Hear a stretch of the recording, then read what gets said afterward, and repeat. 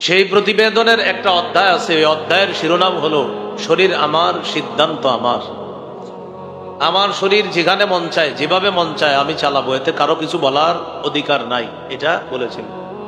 ঠিক বর্তমানেও আমাদের বাংলাদেশে একটা মেয়ে ইংরেজিতে খুব বক্তৃতা দিল, ইংরেজিতে বলল যে তার মা বাবা তার মানবাধিকার লঙ্ঘন করতেছে, তার মা বাবা তার উপর অত্যাচার করতেছে, এটা তার দাবি। সে বলতেছে সে তাদের সম্পত্তি না। তো আপনি এটা জন্মের পরই বলতেন আপনি তাদের সম্পত্তি না, চলে যেতেন কোথাও। জন্ম যেদিন করলেন ওদিন চলে যেতেন। 2 বছর 2.5 বছর যে আপনার মা আপনাকে কষ্ট করে লালন পালন করলো, এর আগেই বলতেন এই জাতীয় কথা বলা যে শরীর আমার, সিদ্ধান্ত আমার। নাউজুবিল্লাহ। না, সূরা আরাফে আল্লাহ তাআলা বলেন আলা লাহুল খালকু ওয়াল আমর। নবী আপনি বলেন সৃষ্টি তার, হুকুমও তার।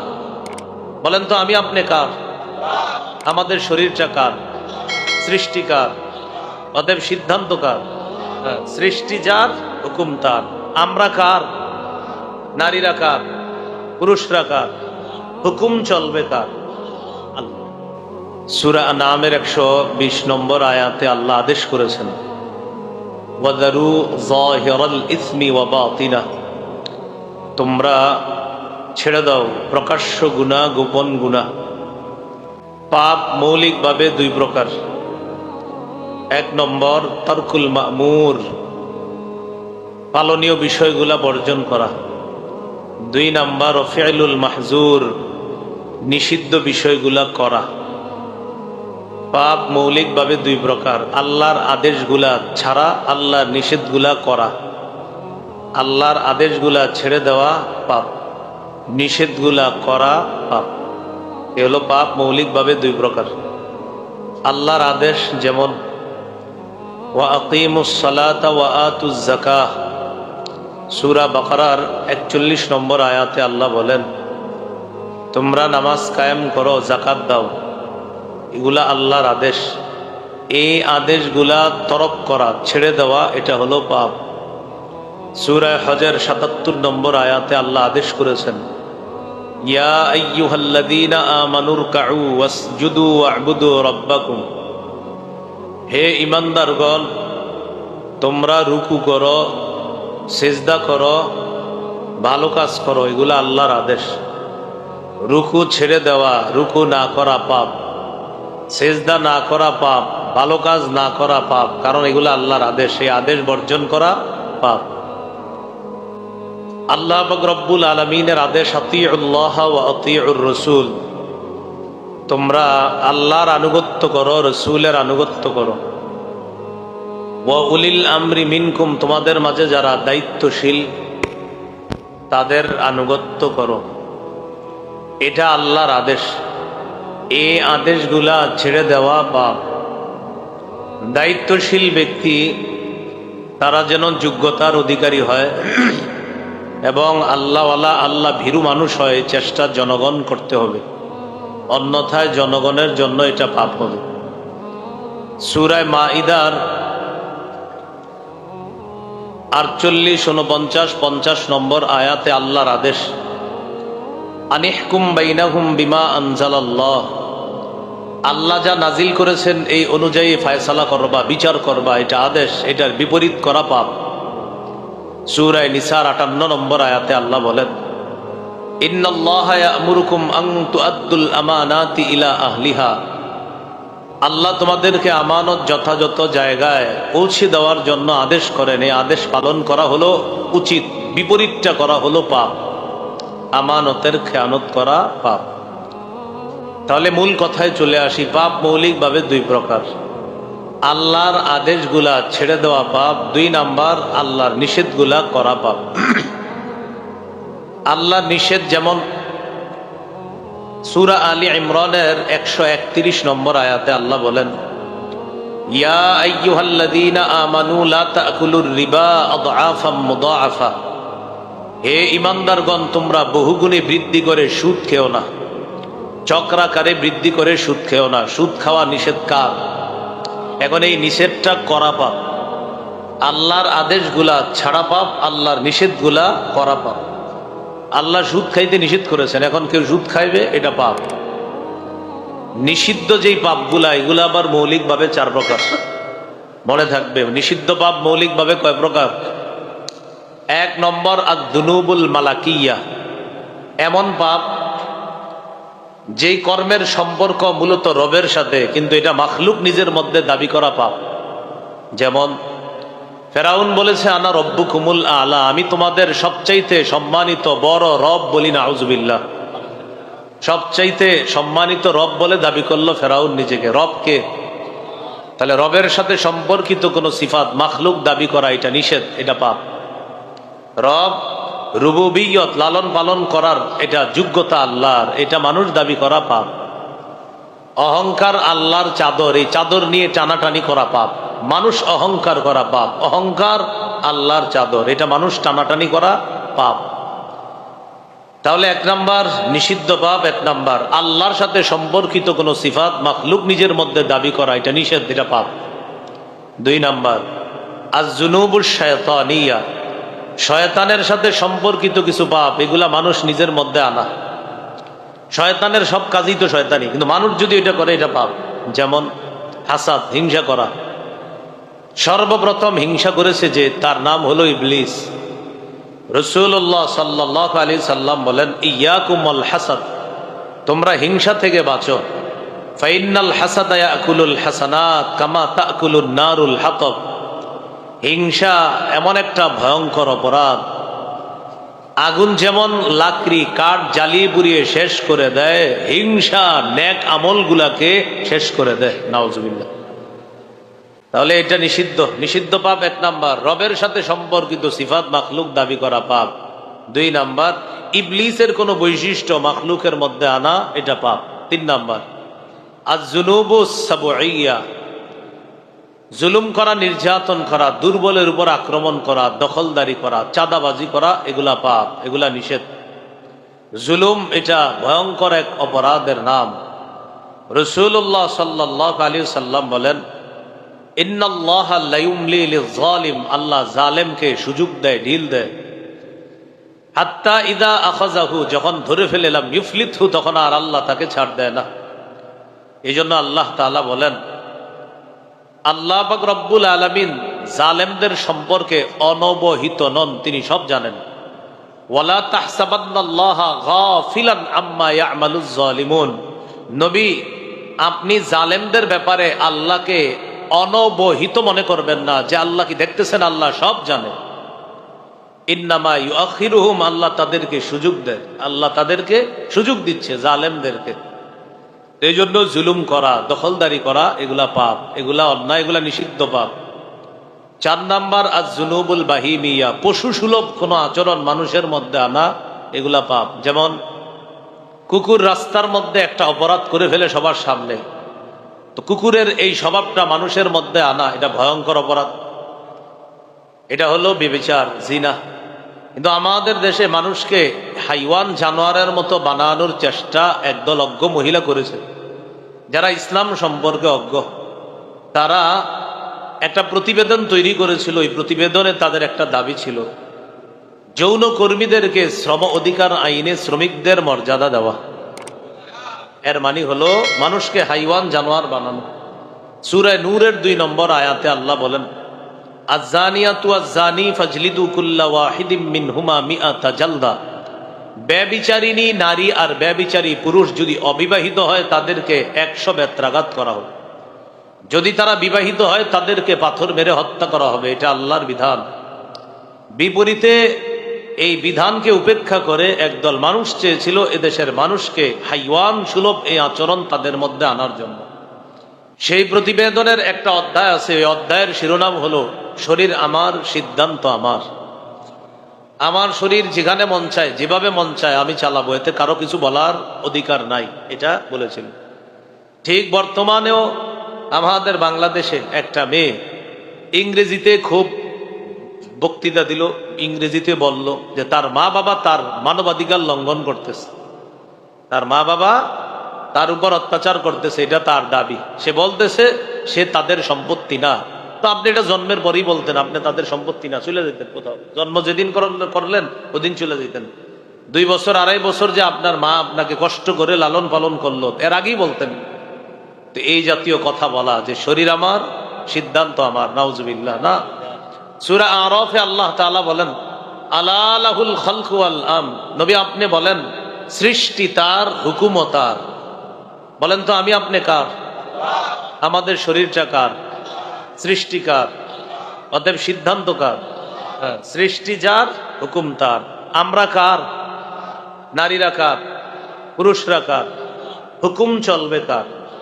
আল্লাহ। তো বলছিলাম হাইওয়ান স্বরূপ, পশু স্বরূপ কোন আচরণ মানুষের মধ্যে আনা পাপ। অসংখ্য অগণিত পশু এমন আছে যারা ফজরের নামাজের সময় ঘুমায়, মানুষও ঘুমায়। তো ঘুম তো ভালো জিনিস, ঘুম তো ভালো জিনিস। এখন বলেন ফজরের সময় পশু ঘুমায়, মানুষও ঘুমায়। পশু ঘুমানো ঠিক আছে, কিন্তু মানুষ যদি ফজরের সময় ঘুমায় তো তার মধ্যে ওই পশু সুলভ আচরণ চলে আসে। আপনি নিজেরে পরীক্ষা করবেন যে আমিও ফজরের সময় ঘুমাইলাম, কথার কথা গরুও ঘুমাইল। গরু 8টা 9টা বাজে উইঠা হাম্বা হাম্বা করে মালিককে বুঝাইলো আমার এখন খাওয়ার সময় হয়েছে, খাওয়া লাগবে। আপনিও 8টা 9টা উইঠা বললেন আম্মা 12টা বাজি কই। কারণ আপনার আর ওটার মধ্যে পার্থক্যটা কি বুঝাল? পার্থক্য হতো ফজরের নামাজ আপনি পড়তেন, অন্যান্য প্রাণী ফজর পড়ে না, কিন্তু আপনি মাখলুক ফজর পড়েন, এই জন্য তো আল্লাহ আপনাকে শ্রেষ্ঠ বানাইছে। তাহলে পশু সুলভ কোনো আচরণ মানুষের মধ্যে আনা এটা পাপ। এ হলো নিষিদ্ধ পাপ 4 প্রকার। আমি আবার বলছি, এক, রবের সাথে সম্পর্কিত কোনো বৈশিষ্ট্য মানুষের মধ্যে আনা, দাবি করা, এটা পাপ, নিষেধ। ইবলিসের কোনো বৈশিষ্ট্য মানুষের মধ্যে আনা, এটা পাপ, এটা নিষেধ। 3 নাম্বার, জুলুম নির্যাতন করা, এটা নিষেধ, এটা পাপ। 4 নাম্বার, পশু সুলভ কিছু আচরণ মানুষের মধ্যে আনা, এগুলা পাপ। আল্লাহ আমাদেরকে নিষিদ্ধ পাপ যেগুলা, এগুলা থেকে আল্লাহ হেফাজত করে। আবার চলে আসি মূল কথায়। পাপ মৌলিকভাবে 2 প্রকার। আল্লাহর আদেশগুলা ছেড়ে দেওয়া পাপ, আল্লাহর নিষেধগুলা করা পাপ। নিষেধগুলা গেল 4 প্রকার। এবার আমার সাথে একটু বলেন, বলেন বড় ছোট হিসাবে পাপ 2 প্রকার, কবিরা সগীরা। ছোটবেলা থেকে শিখছি না এগুলা, কবিরা গুনাহ, সগীরা গুনাহ। সূরা নিসার 31 নম্বর আয়াতে আল্লাহ বলেন ইন তাজতানিবু কাবাইরা মা তুনহাউনা আন, যদি তোমরা কবিরা গুনাহ থেকে বাঁচো, নুকাফির আনকুম সাইয়্যাতিকুম, আমি আল্লাহ তোমাদের সগীরা গুনাহ মাফ করে দিব। আমি আল্লাহ তোমাদের সগীরা গুনাহ মাফ করে দিব যদি তোমরা সগীরা গুনাহ থেকে বাঁচো, কবিরা গুনাহ থেকে বাঁচো। এখন সগীরা গুনাহ থেকে বাঁচার অনেক উপায় আছে। যেমন আপনি যদি দৈনিক পড়েন সুবহানাল্লাহি ওয়া বিহামদিহি 100 বার যদি পড়েন, সহিহ বুখারীর 6405 নম্বর হাদিসে আছে, কোন ব্যক্তি যদি দৈনিক পড়ে সুবহানাল্লাহি ওয়া বিহামদিহি 100 বার যদি এটা নিয়মিত পড়ে, হুত্তাত খাতায়াহু ওয়া ইন কানাত মিসলা জাবাদিল বাহরি, সমুদ্রের ফেনা পরিমাণ পাপও থাকলে আল্লাহ মাফ করে দিবেন। তো এটার দ্বারা আশা করা সগীরা গুনাহ মাফ হবে, সগীরা গুনাহ নিশ্চিত মাফ হবে, কবিরা গুনার মাফের আশা করা। আজান দিলে আপনার সগীরা গুনাহ মাফ। রাসূলুল্লাহ সাল্লাল্লাহু আলাইহি সাল্লাম বলেন ইউগফারু লিল মুআদ্দিনি মাদা সাউতিহি বা আল মুআদ্দিনু ইউগফারু লাহু মাদা সাউতি। মুয়াজ্জিন সাহেব যখন আজান দেয়, তার আজানের আওয়াজ যেই পরিমাণ দূরে যায়, এই পরিমাণ পর্যন্ত তার অপরাধ সমূহ ক্ষমা করে দেওয়া হয়েছে।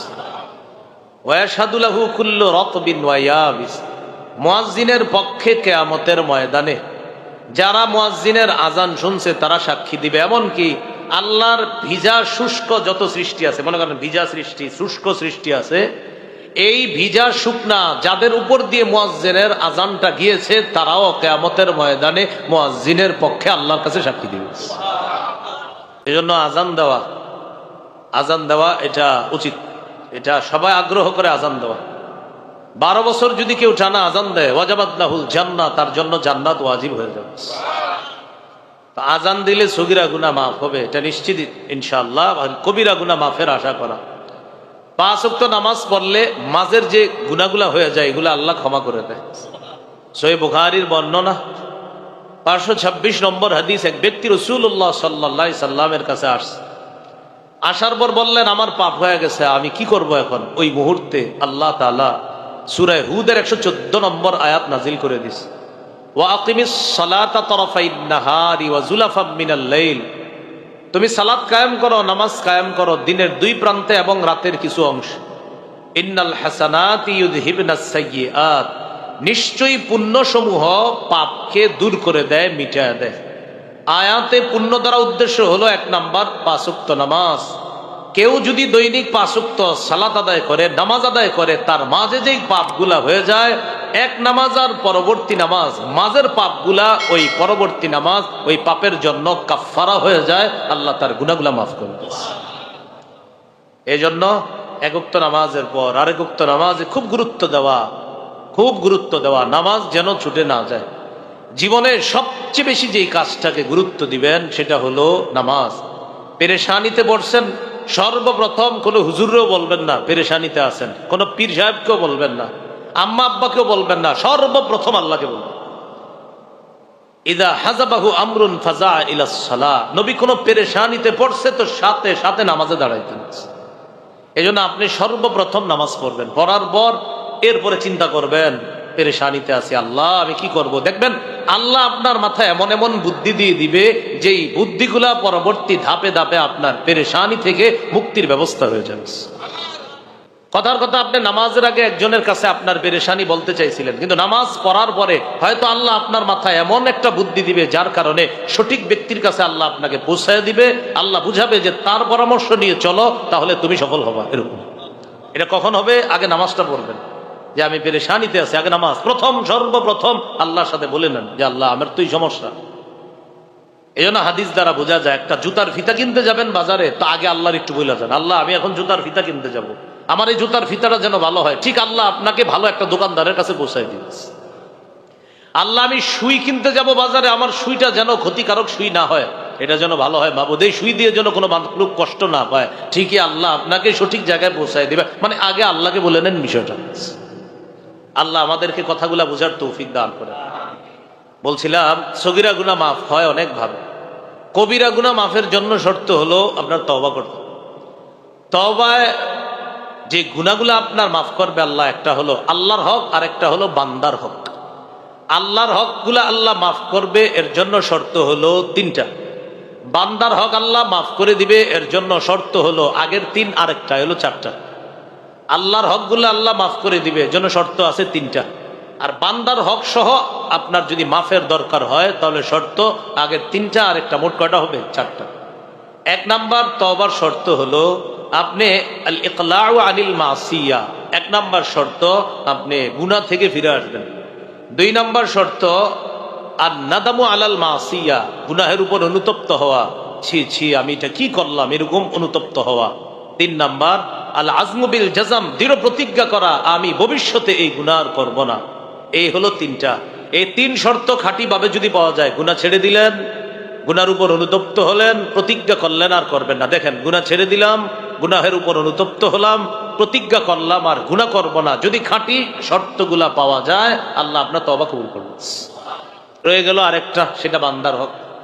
বান্দার হক যদি আপনার জিম্মায় থাকে, সেক্ষেত্রে আপনি বান্দার কাছ থেকে এটা ক্ষমা চেয়ে নিতে হবে।